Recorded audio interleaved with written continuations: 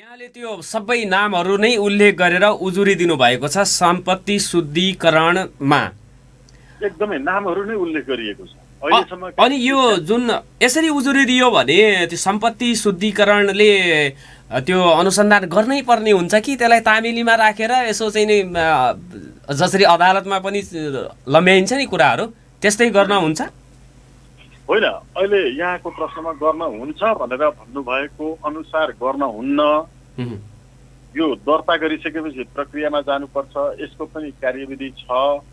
त्यसमा कार्यविधि अनुसार अब दर्ता गरिसकेपछि उहाँहरूले बढीमा 15 दिनभित्रमा चाहिँ अधिकृत तोक्नुपर्छ, अनुसन्धान अधिकृत। त्यो मुद्दाको प्रकृति हेरेर हुन्छ, फेरि कस्तोमा तत्कालै दर्ता भएको भोलिपल्टै तोक्नुपर्छ, त्यही दिनबाट प्रक्रिया सुरु गर्नुपर्छ, त्यसको पनि टिप्पणीहरू उठाउनुपर्छ। अनुसन्धान अधिकृतहरू को कति कसरी खटाउने, कतिजना खटाउने भन्ने होला। यसमा अब धेरै लामो लिस्ट भएको हुनाले उहाँहरूलाई पनि समस्या होला, जनशक्तिका कुराहरू आफ्नो ठाउँमा छ। तर सकिन्छ, निर्वाचन गर्नु पर्यो भने म्यादी प्रहरी चाहिँ तपाईँको नियुक्त गरेर अनि काम अगाडि बढाइन्छ। यस्ता विशेष काम गर्नु पर्यो भने अरू तपाईँको चाहिँ विङका अरू चाहिँ कार्यालयका कर्मचारीहरू जो यसमा सम्बद्धता राख्न सक्छन् उनीहरूको सहयोग पनि लिन सकिन्छ।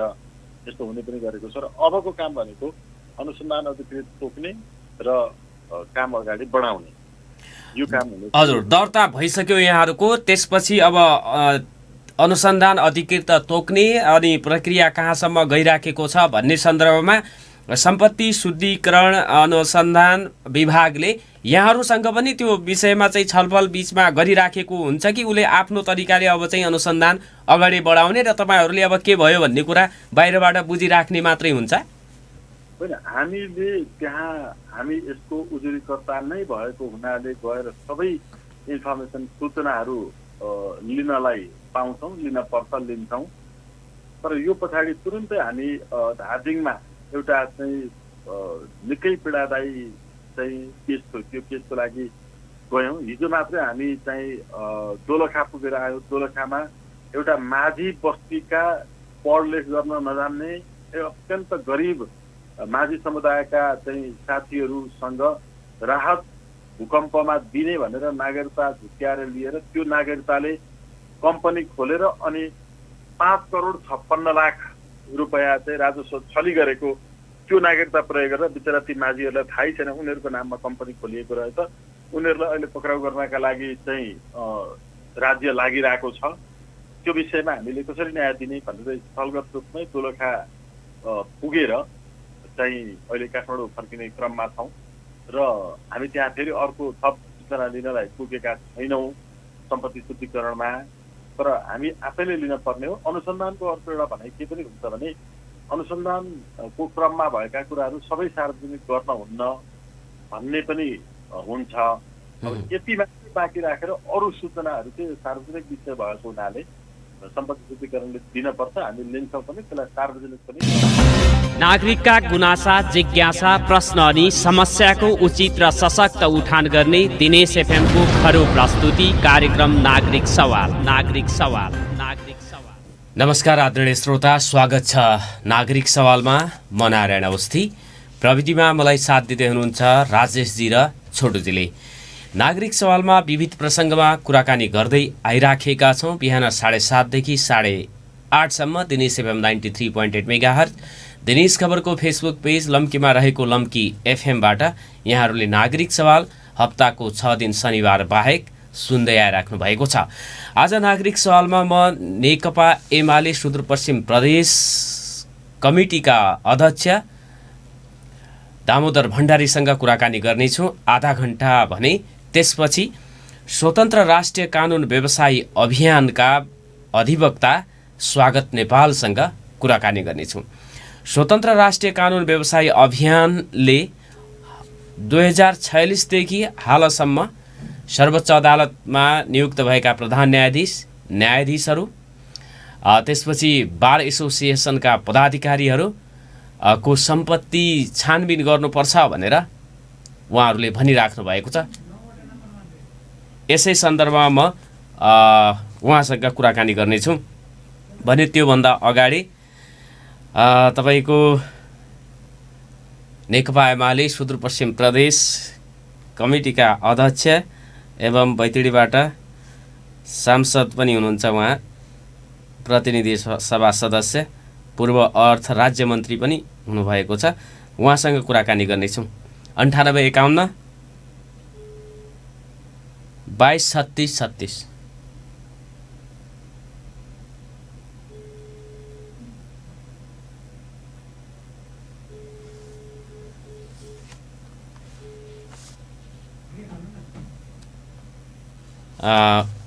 उहाँसँग म प्रयास गर्दैछु टेलिफोन सम्पर्कमा जोड्ने।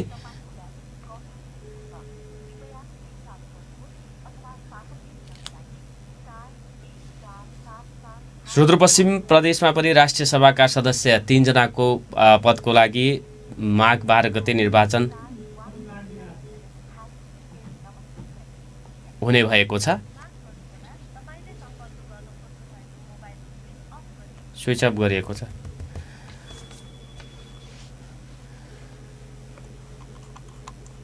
नेकपा एमालेका प्रदेश कमिटी सदस्य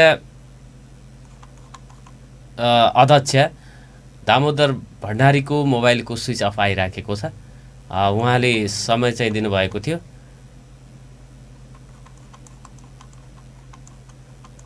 तर स्विच अफ भएको कारणले गर्दाखेरि कुराकानी हुन नसकेको म जानकारी गराउन चाहन्छु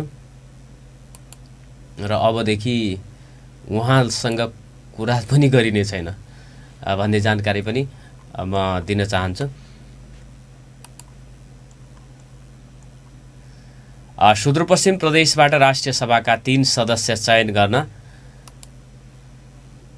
माघ 12 गते हुने निर्वाचनका लागि दलहरूले उम्मेदवार टुङ्गो लगाउन थालेका छन्। राष्ट्रिय सभाका 3 सदस्यका लागि सुदूरपश्चिमबाट नेकपा एमाले, नेपाली काङ्ग्रेस, एकीकृत समाजवादी र माओवादी केन्द्रले उम्मेदवारी दिने बताएका छन्।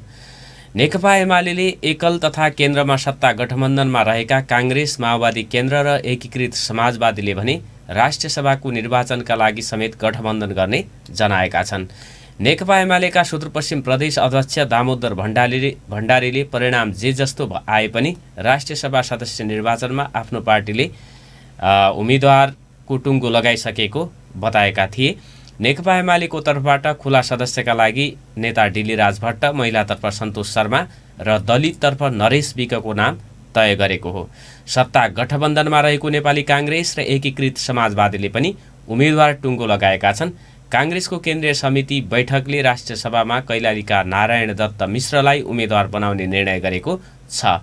यसैगरी 3 जना मध्ये खुलातर्फ नेपाली काङ्ग्रेसलाई उम्मेदवार बनाउने र जसबाट नेपाली काङ्ग्रेसले नारायण दत्त मिश्रलाई उम्मेदवार घोषणा गरिसकेको जनाएको छ। महिलातर्फ समाजवादी कि गरिमा शाह उनको चाहिँ उम्मेदवारी तय भएको छ भने दलित सदस्यमा माओवादीले जगत पार्कीलाई अगाडि सारेको भन्ने समाचारहरू प्रकाशनमा आएका छन्। यस अनुरूप सत्ता गठबन्धनमा रहेका काङ्ग्रेसले खुल्लातर्फ, समाजवादीले महिला र माओवादीले दलिततर्फ उम्मेदवारी दिने भएका छन् भने नेकपा एमाले 3 जना उम्मेदवारलाई उम्मेदवारको टुङ्गो लगाएको छ र निर्वाचनको कार्यतालिका अनुसार राष्ट्रिय सभा ऐनको दफा 5 मा सरकारले बहालवाला सदस्यको पद रिक्त हुनुभन्दा 35 दिन अघि नै निर्वाचन गर्नुपर्ने प्रावधान अनुसार माघ 12 गतेका लागि देशैभरि अन्य प्रदेशहरूमा पनि 19 जना राष्ट्रिय सभा सदस्यको लागि निर्वाचन हुने भएको छ। सुदूरपश्चिममा भने 3 जनाको लागि मात्रै निर्वाचन हुने भएको हो। फागुन 21 गते 20 गते सकिने र 21 गतेबाट अर्को पदावधिका लागि 12 गतेको निर्वाचनबाट निर्वाचित हुने राष्ट्रिय सभा सदस्यहरूले पदभार ग्रहण गर्नेछन्। यसअघि खुलातर्फ निर्वाचित भएका शेरबहादुर कुँवर, दलिततर्फ चक्रप्रसाद स्नेही र महिलातर्फ तारादेवी भट्ट रहेका थिए। तिनै सदस्यको 2075 असार 4 मा गोला प्रथा गर्दा कार्यकाल 4 वर्षमा परेको थियो। यो थियो राष्ट्रिय सभाका सदस्यको उम्मेदवार को हुने भन्ने एकीकृत समाजवादीले महिलातर्फको कोटामा समाजवादीकी सुदूरपश्चिम प्रदेश इन्चार्ज समेत रहेकी गरिमा शाहलाई अगाडि सारेको छ। नेकपा माओवादीको जगत पार्कीको नाम भनेर चाहिँ मैले सञ्चार माध्यमहरूमा थाहा पाएको थिएँ। दलित कोटामा उनलाई अगाडि सारेको छ भने नेपाली काङ्ग्रेसले नारायण दत्त मिश्र नेपाली काङ्ग्रेसका कैलाली जिल्ला विकास समितिका पूर्व सभापति पनि हुन्, उनलाई अगाडि सारेको छ। र अहिले अब सत्ता गठबन्धनको कारणले गर्दाखेरि सत्ता गठबन्धनकै नै बाजी मार्ने सम्भावना रहेको भनेर चाहिँ विवरणहरू समाचारहरू आएका छन्। सुदूरपश्चिममा प्रदेशसभाका 52 जना सदस्यले स्थानीय तहका 175 जनाले मतदान गर्ने भएका छन्। मतदान केन्द्र सुदूरपश्चिम प्रदेश सभामा राखिएको छ र माघ 12 गते मतदान हुनेछ, जसमध्ये स्थानीय तहका 175 जनामा एकजनाको मतभार, एकजनाले भोट हालेको भन्नाले त्यसलाई 18 गनिनेछ, 18 मतभार हुनेछ भने प्रदेशसभा सदस्यको मतभार 48 रहनेछ।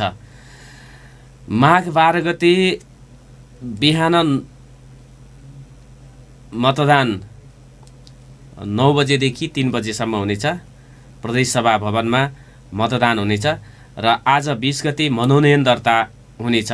10 देखि 3 बजेसम्म राष्ट्रिय सभाका उम्मेदवारहरूले मनोनयन दर्ता गर्नेछन्। त्यसपछि आज नै 4 बजे सूची प्रकाशित गरिनेछ उम्मेदवारहरूको र 21 गते 10 देखि 4 बजेसम्म उम्मेदवारका विरुद्ध उजुरी दिन सकिने बताएको छ प्रदेश निर्वाचन आयोगले। र यदि उम्मेदवारी आएको सन्दर्भमा 22 र 23 गते उम्मेदवारीका विरुद्ध परेको उजुरीका विषयमा जाँचबुझ गर्ने 3 बजेसम्म काम हुनेछ 22 र 23 गते भने 23 गते 4 बजे नै अन्तिम उम्मेदवारहरूको अन्तिम नामावली प्रकाशित गरिनेछ। 25 गते अन्तिम नामावली 10 देखि 12 बजेभित्र प्रकाशित गरिनेछ। उम्मेदवारलाई त्यसपछि 25 गते 12 देखि 4 बजेसम्म चुनाव चिन्ह, निर्वाचन प्रयोजनको लागि चुनाव चिन्ह प्रदान गरिने कार्यविधि रहेको प्रदेश निर्वाचन आयोगले जनाएको छ। स्थानीय तहमा नेकपा एमालेको मतदाताको सङ्ख्या केही बढी भए पनि नेकपा एमालेबाट समाजवादी अलग भएको कारणले गर्दाखेरि एमालेको पहिलाको रहेको मतदाताको सङ्ख्या स्थानीय तहहरूमा घटेको छ। स्थानीय तहका नगरपालिकाका प्रमुख, उपप्रमुख र गाउँपालिकाका अध्यक्ष, उपाध्यक्षले राष्ट्रिय सभाको सदस्यका लागि मतदान गर्न पाउने नियम रहेको छ र प्रदेशसभाका सदस्यहरूले पनि भोट हाल्ने नियम रहेको छ। जस अन्तर्गत प्रदेशसभामा पनि सबैभन्दा ठुलो दल रहेको नेकपा एमाले फुटेर समाजवादी बनेसँगै सबैभन्दा ठुलो दल अहिले समाजवादी छ। उसँग रहेको मत एमाले काङ्ग्रेससँग रहेको, माओवादीसँग रहेको प्रदेशसभा र त्यसपछि स्थानीय तहमा रहेको मत, ती पार्टीले तय गरेका 3-1 पार्टीले एउटा सदस्य उठाएका छन् र उनीहरूमा जाने र मत परिणाम के हुन्छ भन्ने कुरा सजिलै आकलन गर्न सकिने अवस्था रहेको छ। तथापि एमाले प्रतिस्पर्धा गर्ने बताएको छ। प्रदेश निर्वाचनमा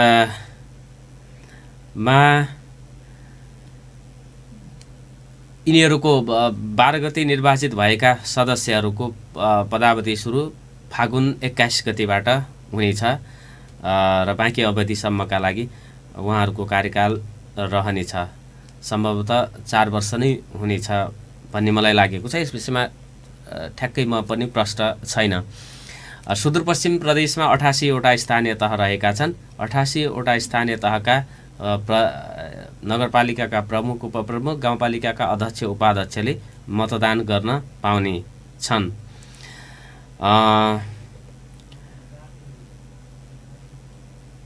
स्थानीय तहको 76 मध्ये एकजना मतदाता घटेको स्थिति रहेछ सुदूरपश्चिममा। अहिले 175 जना रहेका छन् र प्रदेशसभामा पनि 53 सदस्यमध्ये एकजना सदस्य घटेको कारणले गर्दाखेरि 52 जना प्रदेशसभा सदस्यले मतदान गर्नेछन्।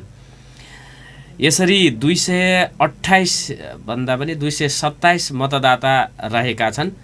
प्रदेश सुदूरपश्चिम प्रदेशमा स्थानीय तहको 316 र प्रदेशसभाको 2544 गरी 5712 मतभार रहेको छ। 5712 मतभारमध्ये जसले बढी मत प्राप्त गर्छ त्यो व्यक्तिले तिनै क्लस्टरमा खुला दलित र महिलातर्फ बढी मत पाउने उम्मेदवारलाई विजयी घोषणा गरिने निर्वाचन कार्यालय प्रदेश निर्वाचन कार्यालय धनगढीले जनाएको छ। एमालेका अध्यक्ष प्रदेश अध्यक्ष दामोदर भण्डारीले धोका दिनुभएको छ। समय भरसक त रेडियोमै आएर म कुरा गर्छु भन्ने, त्यसपछि यताबाट फोन गर्दाखेरि पनि स्विच अफ गर्ने काम गरेर जुन धोका दिनुभएको छ, यो चाहिँ नेताले एउटा विश्वास गुमाउने कुरा पनि हो। समय दिने बोल्ने भनेर त्यसपछि नजरअन्दाज गर्ने कुराले यसले चाहिँ हामीलाई पनि अपमान बोध भएको छ र उहाँलाई बहिष्कार गर्नुपर्ने स्थिति आउन सक्छ आगामी दिनहरूमा। म व्यक्तिगत तर्फबाट सञ्चार माध्यममा उहाँसँग कुराकानी म चाहिँ गर्ने छैन। नागरिक सवालको आधा घण्टाको समयलाई निकै खल्लो बनाउने काम गरे नेकपा एमालेका प्रदेशसभा अध्यक्ष दामोदर भण्डारी पूर्व अर्थ राज्य मन्त्री पनि भएका र बैतडीबाट दोस्रो पटक निर्वाचित भएका सांसद हुन् एमालेका र भर्खरै उहाँलाई एमालेले प्रदेशको जिम्मेवारी अध्यक्षको जिम्मेवारी दिएको छ। भर्सक स्टुडियोमै आएर कुरा गरौँला नत्र भने फोनबाट चाहिँ कुरा गरौँला नि भनेर चाहिँ भनेका भण्डारीले मोबाइल स्विच अफ गरेर बस्थे।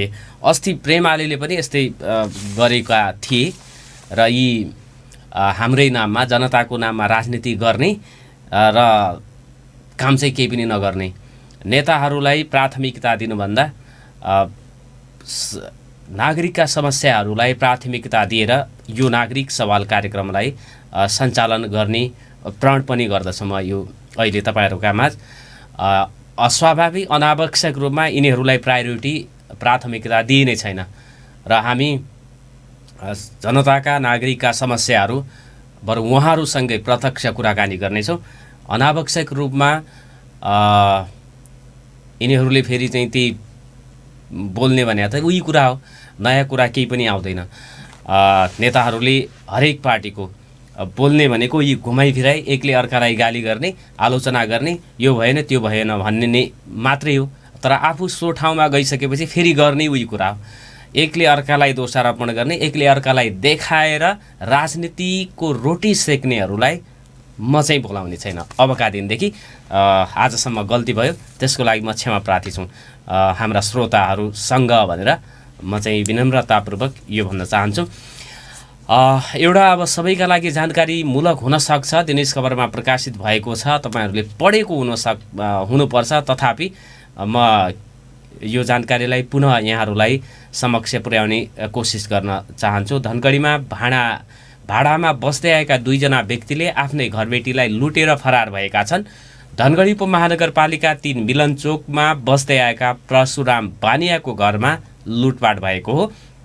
गत पुस 15 गतेदेखि भाडामा बस्दै आएका 2 भारतीयले लुटपाट गरी फरार भएको बानियाले बताए। आइतबार राति आफूहरूलाई लड्डु मिठाई खुवाएर बेहोस बनाएको उनले बताए। होस आएपछि घरबाट 2 थान मोबाइल सेट, 2 सिक्री, 1 सुनको ब्रेसलेट, औँठी र चाँदीसहित नगद चोरी भएको पत्तो पाएको परशुराम बानियाले बताए। घरका सबै सदस्यले मिठाई खाएकाले चोरीबारे कसैले जानकारी नपाएको उनको भनाइ छ। अहिले बेहोस भएका दम्पतिको धनगढी स्थित निसर्ग अस्पतालमा उपचार भइरहेको छ। यता जिल्ला प्रहरी कार्यालय कैलालीले घटनाबारे जानकारी आएपछि अनुसन्धान थालेको बताएको छ। घर बहालवालाले भाडामा बस्दै आएकाहरूबारे विस्तृत जानकारी दिन नसकेको कैलाली प्रहरीका प्रवक्ता प्रहरी नायब उपरीक्षक वेदप्रकाश जोशीले बताएका छन्। घटनापछि हामीले घरबेटीलाई उनीहरूबारे सोध्यौँ तर उहाँहरूले कुनै जानकारी नलिएर घरमा बसाएका रहेछन्। अब ती भारतीयबारे कुनै जानकारी नभएपछि अर्को पाटोबाट अनुसन्धान सुरु गरिएको छ। यसरी यदि तपाईँहरू घर बहालमा अथवा घर भाडामा दिन चाहनुहुन्छ भने घर बहालमा बस्ने व्यक्तिको सम्पूर्ण विवरणहरू लिएर मात्रै दिनु आवश्यक छ। अब यदि त्यो मान्छे भारतीय हो भने त झन् चाहिँ उनीहरूले भारतमा गएर त लुट्दै अब आफ्नै घरमा किरायमा बसाल्यो भने पनि लुटेर जान थाले। यतातर्फ घर बहालमा दिनुहुने सबैले ध्यान पुर्याउन जरुरी छ।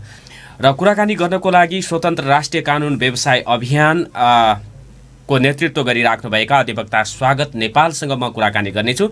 स्वतन्त्र राष्ट्रिय कानुन व्यवसाय अभियानको तर्फबाट सम्पत्ति शुद्धिकरण अनुसन्धान विभागमा पूर्व न्यायाधीशहरू, पूर्व प्रधान न्यायाधीशहरू, नेपाल बार एसोसिएसनका पूर्व अध्यक्षहरू र वर्तमान पदाधिकारी सबैको सम्पत्ति छानबिन हुनुपर्ने भन्दै उजुरी दर्ता भएको छ।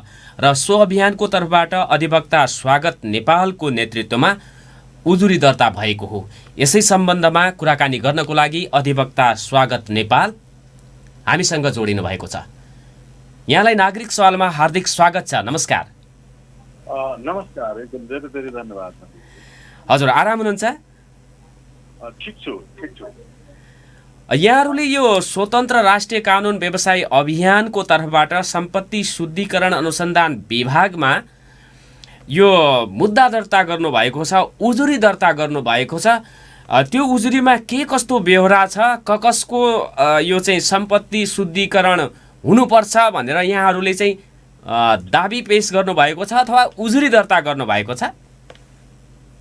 एकदमै धेरै धेरै धन्यवाद। हामीले अहिलेसम्मको नेपालको प्रधान न्यायाधीशहरू, त्यसै गरिकन सबै न्यायाधीशहरू, सबै महान्यायाधिवक्ताहरू, नेपाल बार एसोसिएसनका सबै पदाधिकारीहरू, अध्यक्षहरू समेतको सम्पत्ति चाहिँ छानबिन गरिपाउँ भनेर उजुरी दर्ता गरेका छौँ। र यसमा कोही वर्तमान प्रधान न्यायाधीशको मात्रै छानबिन गर्नुपर्छ भन्ने पक्षमा छन्, कोही वर्तमान प्रधान न्यायाधीश बाहेक अरूको मात्रै छानबिन गर्नुपर्छ भन्ने पक्षमा छन्। त्यसै गरी उनीहरूले आफ्नो चाहिँ कतिपय ठाउँहरूमा उजुरी पनि अगाडि बढाएका छन्। तर हामीले यो स्वतन्त्र राष्ट्रिय अभियानकै चाहिँ काम गर्दै आएको 11 वर्ष भयो। स्रोत नखुलेको सम्पत्ति सबैको राष्ट्रियकरण गर्नुपर्छ, यदि त्यस्ता व्यक्ति मरेका रहेछन् भने तिनका सन्तानका नाममा रहेकाको पनि गर्नुपर्छ भन्ने आवाज यस कुरो पनि उठाउँदै आएकै हौँ। यो पटक हामीले सबै न्यायाधीश, प्रधान न्यायाधीश, बारको नेतृत्व, अध्यक्ष र महाधिवक्ताहरू समेतको छानबिन गर्नका लागि गरेका छौँ। यसमा जिल्ला स्थित न्यायाधीशहरूको पनि सम्पत्ति छानबिन गर्नुहोस् भन्नुभएको हो कि सर्वोच्च अदालतका प्रधान न्यायाधीश र न्यायाधीशहरूको मात्रै? होइन, हामीले यस पूर्व नै संसदमा दर्ता गराएका छौँ है। फेरि यो मैले जानकारीका लागि पनि यस पूर्व पनि सबै जिल्लाहरूमा पुगेर त्यहाँका सिडिओ मार्फत पनि सरकारलाई पत्र पठाएका छौँ। हामीले यो पूर्व मेची महाकाली चाहिँ एउटा भ्रमण पनि गरेका छौँ जिल्ला जिल्लामा पनि। अहिले सम्पत्ति छानबिनका लागि यो पटक शुद्धिकरणमा गरेको उजुरी चाहिँ जिल्ला न्यायाधीश, उच्च अदालतका न्यायाधीशहरूका हकमा होइन। यो चाहिँ सर्वोच्चको 46 साल पछिका सबै न्यायाधीश, प्रधान न्यायाधीश, महाधिवक्ता र बारको नेतृत्वको हो। जिल्लाका वा उच्चका न्यायाधीशहरू वा अन्य कर्मचारी, तपाईँ र मेरो पनि छानबिन हुनुपर्छ। हामी सबैको नै एकपटक चाहिँ पूर्ण रूपमा यो उच्च स्तरीय यस्ता छानबिन आयोगहरू गठन गरेर मजाले गर्न सकिन्छ। हाम्रो जनसङ्ख्या कति नै छ र यो एकपटक गरियो भने नेपालको 10 वर्षको बजेट बन्ने पैसा स्रोत नखुलेको सम्पत्ति मात्रै राष्ट्रियकरण गर्ने हो भने आउँछ। हाम्रो तथ्याङ्कले यो देखाएको छ। त्यसो भएको हुनाले सबैको गर्नुपर्छ। तर अहिलेको उजुरी चाहिँ हामीले सर्वोच्चकै मात्रै हो। सर्वोच्च अदालतमा 46 साल यतादेखि पदभार ग्रहण गरेका न्यायाधीश, प्रधान न्यायाधीश, त्यसपछि यो बार एसोसिएसनका पदाधिकारी 46 देखि यताका सबैको, अनि महान्यायाधिवक्ता पनि महान्यायाधिवक्ताहरूको पनि गर्नु पर्यो, ती जीवित हुन् अथवा पदमा रहेका अथवा सेवानिवृत्त भएका सबैको चाहिँ गर्नु पर्यो। एकदमै यो पदमा नरहेको अथवा उहाँहरूको चाहिँ निधन भइसकेको रहेछ भने पनि उहाँहरूका सन्तानको कि अर्को स्रोत देखाउनु पर्छ, नत्र सन्तानका नाममा हामीले यसमा लेखेको एकदम स्पष्ट रूपमा पहिलो प्याराग्राफमै हामीले चाहिँ यस्ता न्यायाधीशहरूको, महान्यायाधिवक्ताको, बारका नेतृत्वको यदि श्रीमती पदमा रहेछन् भने श्रीमान रहेका रहेछन् भने श्रीमतीको, त्यसपछि छोराछोरीको, ज्वाइँ, भान्जा भान्जी, काका बडाबाका, भतिजा भतिजी, दिदी बहिनी र बिचौलियाहरू समेतको छानबिन गरी पाऊँ भनेर यसको हाम्रो त्यो दोस्रो प्याराग्राफमा हामीले प्रकरणमा उल्लेख गरेका छौँ। अनि नामै समेत पनि हामीले उल्लेख गरेका छौँ। अहिलेसम्म हेर्ने भने 46 साल पछि घनेन्द्र बहादुर सिंह, विश्वनाथ उपाध्याय, सुरेन्द्र प्रसाद सिंह, त्रिलोक प्रताप राणा, ओम भक्त श्रेष्ठ, मोहन प्रसाद शर्मा, केशव प्रसाद उपाध्याय, केदारनाथ उपाध्याय, गोविन्द बहादुर श्रेष्ठ, हरिप्रसाद शर्मा, दिलीप कुमार शर्मा पौडेल, केदार गिरी, मीन बहादुर रायमाझी, अनुराज शर्मा, रामप्रसाद श्रेष्ठ, खिलराज रेग्मी, दामोदर शर्मा, रामकुमार प्रसाद शाह, कल्याण श्रेष्ठ, सुशीला कार्की, गोपाल पराजुली, ओम प्रकाश मिश्र, हाम्रो दीपकराज जोशी र अहिले वर्तमान प्रधान न्यायाधीश चोलेन्द्र शमशेर जबराज्यू समेत यतिजना 46 साल पछिका प्रधान न्यायाधीशहरू हुनुहुन्छ र जीवित रहेका वा नरहेका अरू न्यायाधीशहरू पनि हामीले भनेका छौँ। अब त्यो सबै न्यायाधीशहरूको अहिले यहाँ समय पनि होला। अब यहाँले त्यो सबै नामहरू नै उल्लेख गरेर उजुरी दिनुभएको छ सम्पत्ति शुद्धिकरणमा, एकदमै नामहरू नै उल्लेख गरिएको छ अहिलेसम्म। अनि यो जुन यसरी उजुरी दियो भने त्यो सम्पत्ति शुद्धिकरणले त्यो अनुसन्धान गर्नै पर्ने हुन्छ कि त्यसलाई तामेलीमा राखेर यसो चाहिँ नि जसरी अदालतमा पनि लम्ब्याइन्छ नि कुराहरू त्यस्तै गर्न हुन्छ? होइन, अहिले यहाँको प्रश्नमा गर्न हुन्छ भनेर भन्नुभएको अनुसार गर्न हुन्न। यो दर्ता गरिसकेपछि प्रक्रियामा जानुपर्छ, यसको पनि कार्यविधि छ। त्यसमा कार्यविधि अनुसार अब दर्ता गरिसकेपछि उहाँहरूले बढीमा 15 दिनभित्रमा चाहिँ अधिकृत तोक्नुपर्छ, अनुसन्धान अधिकृत। त्यो मुद्दाको प्रकृति हेरेर हुन्छ, फेरि कस्तोमा तत्कालै दर्ता भएको भोलिपल्टै तोक्नुपर्छ, त्यही दिनबाट प्रक्रिया सुरु गर्नुपर्छ, त्यसको पनि टिप्पणीहरू उठाउनुपर्छ। अनुसन्धान अधिकृतहरू को कति कसरी खटाउने, कतिजना खटाउने भन्ने होला। यसमा अब धेरै लामो लिस्ट भएको हुनाले उहाँहरूलाई पनि समस्या होला, जनशक्तिका कुराहरूको आफ्नो ठाउँमा छ। तर सकिन्छ, निर्वाचन गर्नु पर्यो भने म्यादी प्रहरी चाहिँ तपाईँको नियुक्त गरेर अनि काम अगाडि बढाइन्छ। यस्ता विशेष काम गर्नु पर्यो भने अरू तपाईँको चाहिँ विङका अरू चाहिँ कार्यालयका कर्मचारीहरू जो यसमा सम्बद्धता राख्न सक्छन् उनीहरूको सहयोग पनि लिन सकिन्छ। यस्तो हुने पनि गरेको छ। र अबको काम भनेको अनुसन्धान अधिकृत तोक्ने र काम अगाडि बढाउने, यो काम हुने। हजुर, दर्ता भइसक्यो यहाँहरूको, त्यसपछि अब अनुसन्धान अधिकृत तोक्ने अनि प्रक्रिया कहाँसम्म गइराखेको छ भन्ने सन्दर्भमा सम्पत्ति शुद्धिकरण अनुसन्धान विभागले यहाँहरूसँग पनि त्यो विषयमा चाहिँ छलफल बिचमा गरिराखेको हुन्छ कि उसले आफ्नो तरिकाले अब चाहिँ अनुसन्धान अगाडि बढाउने र तपाईँहरूले अब के भयो भन्ने कुरा बाहिरबाट बुझिराख्ने मात्रै हुन्छ? होइन, हामी यसको उजुरीकर्ता नै भएको हुनाले गएर सबै इन्फर्मेसन सूचनाहरू लिनलाई पाउँछौँ, लिन पर्छ, लिन्छौँ। तर यो पछाडि तुरुन्तै हामी धादिङमा एउटा चाहिँ निकै पीडादायी चाहिँ केस थियो, त्यो केसको लागि गयौँ। हिजो मात्रै हामी चाहिँ दोलखा पुगेर आयौँ। दोलखामा एउटा माझी बस्तीका पढलेख गर्न नजान्ने अत्यन्त गरिब माझी समुदायका चाहिँ साथीहरूसँग राहत भूकम्पमा दिने भनेर नागरिकता झुक्क्याएर लिएर त्यो नागरिकताले कम्पनी खोलेर अनि 5,56,00,000 रुपियाँ चाहिँ राजस्व छली गरेको त्यो नागरिकता प्रयोग गरेर बिचरा ती माझीहरूलाई थाहै छैन उनीहरूको नाममा कम्पनी खोलिएको रहेछ। उनीहरूलाई अहिले पक्राउ गर्नका लागि चाहिँ राज्य लागिरहेको छ। त्यो विषयमा हामीले कसरी न्याय दिने भनेर स्थलगत रूपमै दोलखा पुगेर चाहिँ अहिले काठमाडौँ फर्किने क्रममा छौँ र हामी त्यहाँ फेरि अर्को थप सूचना लिनलाई पुगेका छैनौँ सम्पत्ति शुद्धिकरणमा।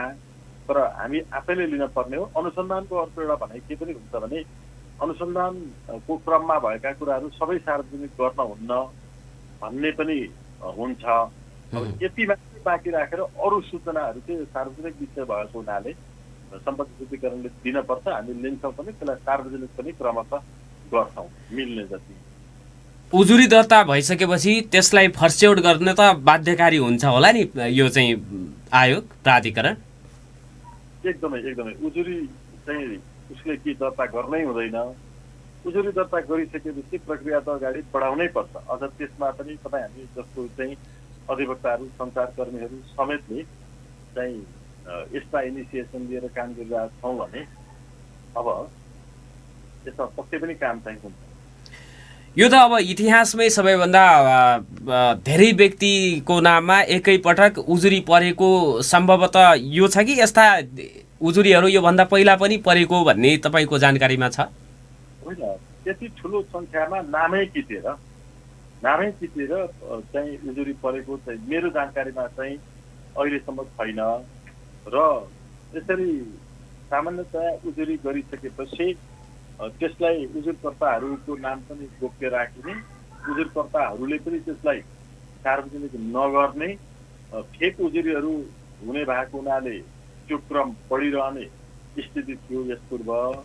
तर हामी आफूले पनि यसलाई खुलेआम चाहिँ निश्चित रूपमै हामी निवेदकहरूको तर्फबाट पनि नाम किटेरै र जसलाई विपक्षी बनाइएको छ उहाँहरूको पनि नाम किटेरै गरेको भएको हुनाले यो जतिको यसरी प्रश्न रूपमा यति धेरै सङ्ख्यामा नामै खोलेर गरिएको मेरो चाहिँ जानकारीमा छैन। यसरी चाहिँ अब तपाईँहरूलाई यो यति धेरै मान्छेका नामै किटेर उजुरी दिने चाहिँ के कुराले प्रेरित गर्यो? हामीले सधैँभरि प्रधान न्यायाधीश जब नयाँ आउनुहुन्छ र अनि पदभार ग्रहण गर्नुहुन्छ त्यो बेला नयाँ प्रधान न्यायाधीशले न्यायपालिकाभित्र चाहिँ हुने गरेको भ्रष्टाचार अन्त्य गर्नु मेरो पहिलो काम हो भनेर भन्ने गर्नुभएको छ। प्रधानमन्त्री मन्त्री नभइकन सोझै एकैचोटि हुन सक्छ कोही मान्छे, यस्तो भएको पनि छ। सोझै प्रधानमन्त्री हुने, त्यस पूर्व मन्त्री बनेर अनुभव नभएकाहरू जस्तो प्रधान न्यायाधीश सोझै हुन सकिँदैन। प्रधान न्यायाधीश हुन पहिला न्यायाधीश भइसकेको हुनुपर्छ, अनि कम्तीमा सर्वोच्चको वरिष्ठ न्यायाधीशसम्म पुगेको हुनुपर्छ। सर्वोच्चको वरिष्ठ न्यायाधीश हुँदाखेरि सम्मको अनुभवले उहाँहरूले प्रधान न्यायाधीश बनेपछि त्यो अनुभवका आधारमा प्रमाणित गरेर भन्नुभयो कि यहाँभित्र भ्रष्टाचार छ। प्रधान न्यायाधीशले त्यसरी मिडिया सामु पदभार ग्रहण गर्दै गरेको बेला बोलेको कुरा प्रमाणमा लाग्छ। यो प्रमाणमा लाग्छ भन्ने कुरो प्रमाण ऐन 2021ले पनि भन्छ। यो प्रत्यक्ष प्रमाण हो, उहाँहरूले अनुभवका आधारमा भनेको। हरेक प्रधान न्यायाधीशले यो बोल्ने गरेका छन्। एकदमै सबै प्रधान न्यायाधीशले अहिलेसम्म आफूहरू प्रधान न्यायाधीश बन्न आएपछि अनि प्रधान न्यायाधीशका लागि त्यो संसदीय सुनवाईको नाटक गरेको बेलामा मेरो काम न्यायपालिकाभित्रको भ्रष्टाचार अन्त्य गर्ने हो भनेर उहाँहरूले भन्ने गर्नुभएको छ। संसदीय सुनवाईमा पनि भन्ने गर्नुभएको छ। त्यसकारण यो प्रमाणित छ कि न्यायालयभित्र भ्रष्टाचार हुन्छ र उहाँहरूले पनि अनुभवका आधारमा भनेको।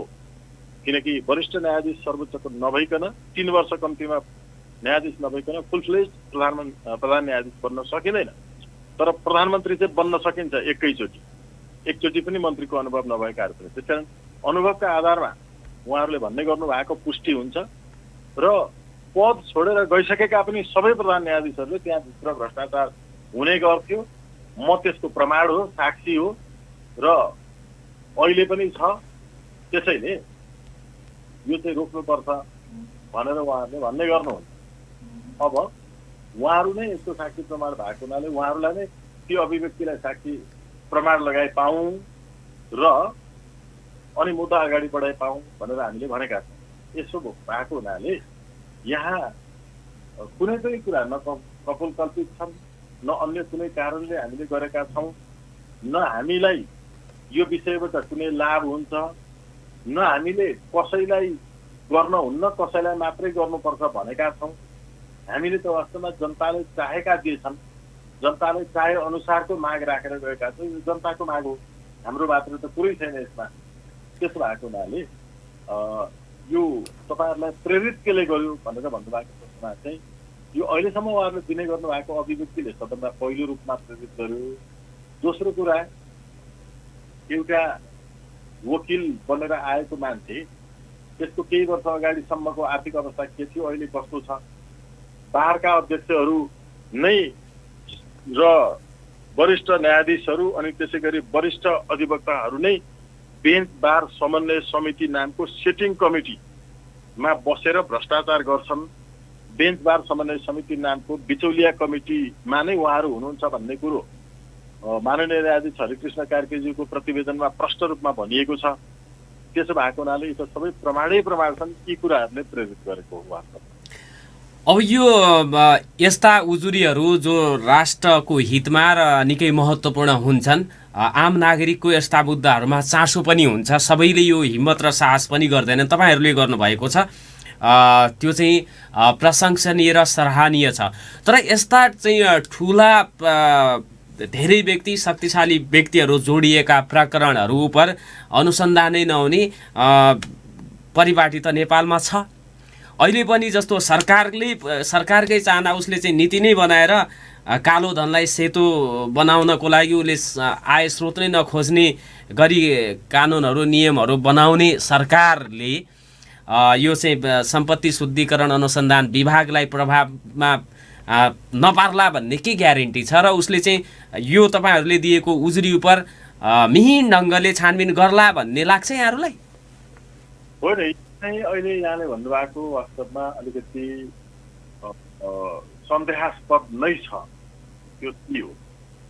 हामीले दिएका यस्ता उजुरीहरू जस्तै कयौँ उजुरीहरू त्यसै गरिकन सर्वोच्चबाट भइसकेका चाहिँ फैसलाहरूको कार्यान्वयन नभइकन बसेकाहरू, जस्तो कि आजभन्दा 11 वर्ष अगाडि हामीले सर्वोच्च अदालतमा रिट दायर गरेर जनताको तर्फबाट खराब उम्मेदवारहरूलाई निर्वाचनमा बहिष्कार गर्न पाउने अधिकार देऊ भनेर रिट हाल्दा सर्वोच्चले निर्देशनात्मक आदेश दियो। तर सबै दलहरू अहिलेसम्म जति छन् यिनीहरू कसैले पनि यसमा कानुन बनाएनन्, यो पनि लागू भएको छैन। यस्ता धेरै विषयहरू छन्। त्यो भएको हुनाले हामीले यसमा सन्देह गर्नुपर्ने स्थिति चाहिँ छ। तर यो कुरालाई जुन तपाईँहरूले चाहिँ माग गर्नुभएको छ उजुरीमा, त्यसले चाहिँ एउटा त्यो तार्किक निष्कर्षमा पुगोस् भन्नको लागि आम नागरिकको तर्फबाट अथवा तपाईँ सहित अन्य पक्षले अझ अब राष्ट्रका नागरिकहरूको यो मुद्दाप्रति अपनत्व त पक्कै पनि हुन्छ। अब यो प्रेसर क्रिएट गर्नको लागि पनि तपाईँहरूले अभियानहरू सँगसँगै गरिराख्नु भएको छ देशव्यापी रूपमा? त्यो योजना छ यहाँहरूको? हामी अहिले पहिलो चरणमा चाहिँ हामी यो चाहिँ कानुनले संविधानले भनेअनुसारका निकायहरूमा नै औपचारिक रूपमा जानुपर्छ। त्यहाँ गइसकेपछि त्यसले कानुन बमोजिम काम गर्नुपर्छ। नगर्ने अवस्था आयो भने नगर्नेहरूका विरुद्ध पनि उजुरी गर्ने अर्को व्यवस्था छ, त्यो पनि पुरा गर्नुपर्छ। किनकि हामी त कानुन कर्मीहरू भएको हुनाले कानुनले भनेअनुसारको चाहिँ पहिला बाटो सबै अवलम्बन गरिसक्नुपर्छ।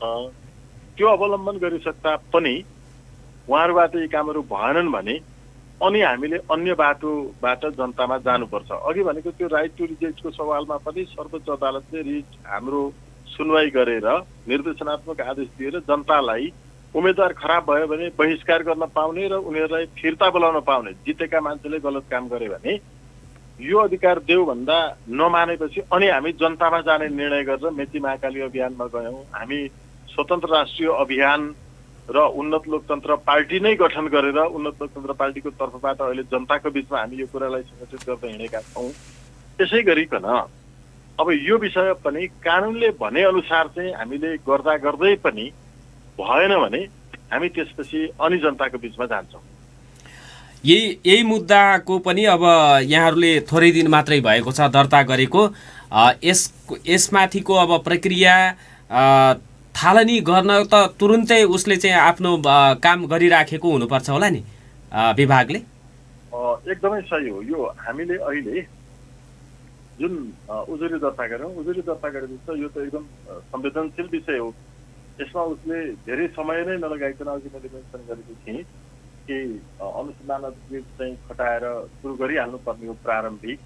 अब यसको प्रगति चाहिँ के हुन्छ भन्ने कुरो चाहिँ हामीले आज इन्फर्मेसन हामीले आज सूचना लिनेछौँ। त्यो सूचना पश्चात अनि फेरि अरू जानकारी हुने नै छ। र काम चाहिँ यो संवेदनशील भएको हुनाले तत्कालै सुरु गर्नुपर्ने काम नै हो। यहाँहरू यो स्वतन्त्र राष्ट्रिय कानुन व्यवसाय अभियानमा कतिजना चाहिँ अधिवक्ताहरू कानुन व्यवसायीहरू आबद्ध हुनुहुन्छ? त्योभन्दा बाहिरका मान्छेहरू पनि आबद्ध छन् तपाईँको यो अभियानमा? बाहिर जिल्लामा पनि यो स्वतन्त्र राष्ट्रिय कानुन व्यवसाय अभियानमा समितिमा साथीहरू हुनुहुन्छ। केन्द्रीय समिति चाहिँ यसको अहिले 62 सदस्यीय छ र स्वतन्त्र राष्ट्रिय कानुन व्यवसाय अभियानको केन्द्रीय कार्य समितिको निर्णय गरेर सो निर्णय अनुसार हामीले माइन्युटबाट पास गरेर अनि मात्रै यो चाहिँ दर्ता गराएका हौँ र स्वतन्त्र राष्ट्रिय कानुन व्यवसाय अभियानको अहिले हामीले अब कतिपय साथीहरूले चाहिँ जो नेपाल बार एसोसिएसनमा हुनुहुन्छ पदाधिकारीहरू, उहाँहरूले यसको प्यारलल संस्थाको रूपमा चाहिँ काम गर्न खोज्यो भनेर पनि हामीलाई भन्नुभयो। त्यस्तो चाहिँ होइन। नेपाल बार एसोसिएसनको हामी सबै सदस्य हुँदै हौँ, तर बार एसोसिएसन भनेको चाहिँ न्यायाधीश बन्नका लागि भर्याङ बन्ने एउटा माध्यम मात्रै भयो र हामीले यो भर्याङ बनाउनु हुँदैन। यसलाई वास्तवमा व्यावसायिक साथीहरूको र कानुन बमोजिम नागरिकले प्राप्त गर्नुपर्ने सुविधाहरू प्राप्त नभएको अवस्थामा खबरदारी गर्ने संगठनको रूपमा अगाडि बढाउनुपर्छ भनेर भन्दै आएका छौँ। तर बार एसोसिएसन स्वयं बेन्च बार समन्वय समिति भन्ने गठन गरेर त्यहाँ चाहिँ अनि अब यो चिटिङको र बिचौलियाको काम गरेको भएको हुनाले हामी त्यसको विरुद्धमा छौँ नै। तर यो चाहिँ औपचारिक रूपमा अधिवक्ताहरूको गठन भएको आजभन्दा 5 वर्ष अगाडि गठन भएको संस्था हो र यो संस्थाले कानुनी नै काम गरिरहेको छ। हवस्, यो अभियानले जुन यहाँहरूले चाहिँ उजुरी दिनुभएको छ निकै प्रशंसनीय छ र यसले एउटा फरक खाले तरङ्ग आम सर्वसाधारणमा पनि ल्याउन सक्नेछ, सफल हुनेछ भन्ने हेतुले हामी पनि तपाईँसँग जोडिएर कुराकानी गऱ्यौँ। समय दिनुभयो, यसको लागि धेरै धेरै धन्यवाद छ यहाँलाई। आभार व्यक्त गर्छु यहाँ र यहाँको सम्पूर्ण टिमलाई। धन्यवाद। आदरणीय श्रोता, उहाँ हुनुहुन्थ्यो स्वतन्त्र राष्ट्रिय कानुन व्यवसाय अभियानका अध्यक्ष अधिवक्ता स्वागत नेपाल। उन्नत लोकतन्त्र पार्टीका पनि उहाँ अध्यक्ष हुनुहुन्छ र उहाँहरूले यो 2046 सालदेखि यता सर्वोच्च अदालतमा प्रधान न्यायाधीश भएकाहरू, न्यायाधीशहरू, बारका पूर्व अध्यक्षहरू र अहिलेका पदाधिकारीको पनि सम्पत्ति छानबिनको माग गर्दै सम्पत्ति शुद्धिकरणमा उजुरी दिनुभएको छ र त्यसमा उजुरीमा केही प्रमाणहरू समेत पेश गरेको भनेर उहाँले बताउनु भएको छ र न्यायालयमा हुने भ्रष्टाचारले यो उजुरीले निस्तेज पार्ने चाहिँ हामीले पनि विश्वास लिएका छौँ र न्यायालयमा भ्रष्टाचार हुन्छ भनेर स्वयं प्रधान न्यायाधीशहरूले नियुक्ति हुने बेला नै भन्ने गरेका छन् कार्यक्रमहरूमा भनेर पनि भर्खरै अधिवक्ता स्वागत नेपालले बताउनु भएको छ। यो कार्यक्रमको दोस्रो चाहिँ चरण यहाँहरूले ध्यान दिएर सुन्नु भएको छ होला भन्ने मलाई लागेको छ, तर त्योभन्दा अगाडिको आधा घन्टाको समय भने खेर गएको छ। त्यसको लागि क्षमा प्रार्थी छु र आगामी दिनमा म यो पात्रलाई छनौट गर्दाखेरि विशेष ध्यान दिनेछु भन्ने अनुरोधका साथ आजको नागरिक सवालबाट बिदा माग्छु। नमस्कार, शुभ दिन।